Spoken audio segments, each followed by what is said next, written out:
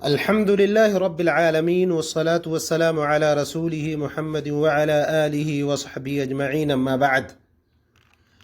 آج کی اس مجلس میں ان چیزوں کا بیان کرنا مقصود ہے جو ہمارے روزے کو خراب کر سکتی ہیں۔ اس سلسلے میں نبی اکرم جناب محمد رسول اللہ صلی اللہ علیہ وسلم کی مشہور حدیث ہے۔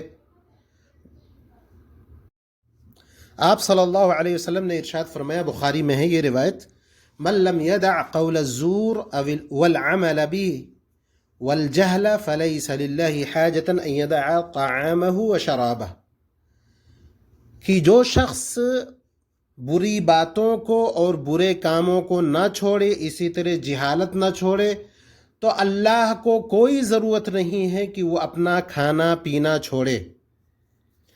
تو اس حدیث سے یہ معلوم ہوا کہ روزے کا جو اصل مقصد ہے تقوی شعاری، تقوی کا حاصل ہونا، اگر یہ مقصد ہمارے روزوں سے نہیں حاصل ہو رہا ہے تو ہمارا بھوکا پیاسا رہنا یہ رائے گا اور بیکار ہے۔ ساتھ ہی یہ بات بھی جان لینا چاہیے کہ اگر اس طرح کا کوئی عمل صادر ہوتا ہے، کسی سے کوئی یہ عمل کر لیتا ہے، تو اس کا مطلب یہ نہیں کہ روزہ توڑ کر کے وہ بیٹھے، نہیں، روزہ ہر حال میں اس کو مکمل کرنا ہے، ساتھ ہی کوشش کرنا ہے کہ اس طرح کی چیزوں سے وہ پرہیز کرے۔ اب جو ناپسندیدہ کام یا عمل یا حرام کام جو روزے کی حالت میں انجام دیا جاتا ہے، اس میں سب سے پہلی چیز یہ ہے کہ فرض نمازوں کا چھوڑنا، ترک کرنا۔ بہت سے لوگ روزہ رکھتے ہیں لیکن نمازیں نہیں پڑھتے ہیں، حالانکہ نماز روزے سے زیادہ اہم ہے، تو ایسے شخص کو کوئی ثواب نہیں ملے گا۔ روزے کا بھوکا رہنا، پیاسا رہنا اس کا کسی کام نہیں آئے گا جب تک کہ وہ نماز بھی پابندی سے نہ ادا کرے۔ اسی کے ساتھ ساتھ کچھ لوگ ایسے ہیں کہ تراویح میں بہت زیادہ جوش و خروش کے ساتھ شریک ہوتے ہیں، پڑھتے ہیں، اور نمازیں نہیں پڑھتے، یا بعض نمازوں کو چھوڑ دیتے ہیں۔ یہ بات علم میں رہے کہ رمضان میں جو فرض نمازیں ہیں ان میں سے ایک فرض نماز کو چھوڑ دینا، اس کا حق اس وقت بھی نہیں ادا ہوگا گرچہ کوئی شخص پورے مہینے تراویح کی نماز ادا کرے، تب بھی ایک وقت کی فرض نماز کا حق نہیں ادا ہوگا۔ تو اس چیز پر بھی ہم کو دھیان دینا ہے اور نماز کو پابندی کے ساتھ ان کے اوقات میں جماعت کے ساتھ ادا کرنا ہے۔ اسی طرح تمام حرام کردہ چیزوں سے ہم کو پرہیز کرنا ہے۔ مثال کے طور پر جھوٹ بولنا ہے، یا غیبت کرنی ہے، یا چغل خوری، یا دھوکہ دہی، اس طرح کی جتنی چیزیں ہیں سب سے ہم کو پرہیز کرنا ہے۔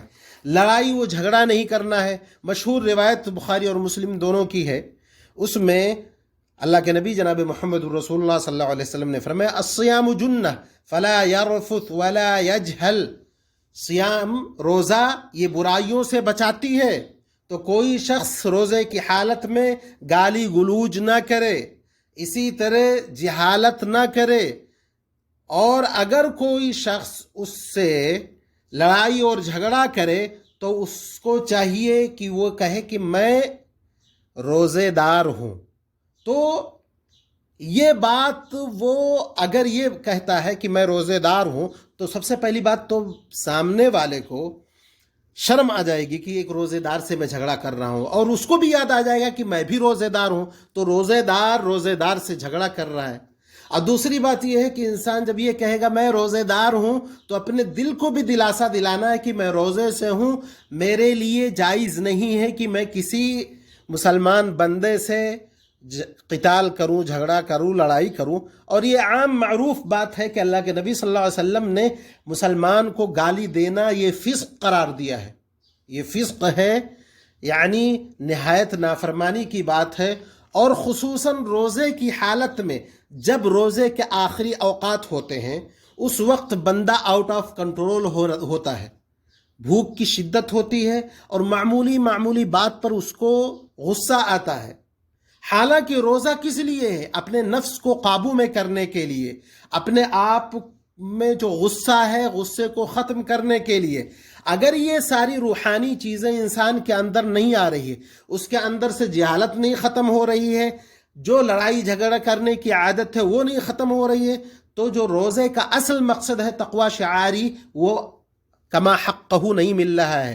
اسی لیے ضرورت اس بات کی ہے کہ جتنی بھی چیزیں ہمارے روزے کو برباد کرنے والی ہیں، لڑائی ہو، جھگڑا ہو، جھوٹ بولنا ہو، غیبت کرنا ہے، چغل خوری ہے، ایک مسلمان کو دھوکہ دینا ہے، اس طرح کی چیزیں سے جب تک ہم پرہیز نہیں کریں گے اس وقت تک ہم روزے کا مزہ نہیں پا سکتے، اس کا اجر و ثواب نہیں پا سکتے۔ یہی وجہ ہے کہ اس میں اللہ رب العزت والجلال نے آزمائش رکھی ہے، اور اس آزمائش کے بدلے اللہ تبارک و تعالی وہ اجر دے گا جس کا اعلان نہیں ہوا ہے، اور وہ اجر اللہ رب العزت والجلال بذات خود دے گا۔ یہ بڑی عظمت اور بڑے شرف کی بات ہے۔ یہ عظمت و شرف ہم کو محنت سے حاصل ہوگا، صبر و ضبط کے ساتھ حاصل ہوگا۔ اللہ تبارک و تعالیٰ سے دعا ہے کہ اللہ تبارک و تعالیٰ ان تمام چیزوں سے ہم کو محفوظ رکھ جو ہمارے روزوں کو خراب کر سکے۔ رب العزت والجلال ہمارے اعمال کو قبول فرمائے۔ وآخر دعوانا الحمد للہ رب العالمین۔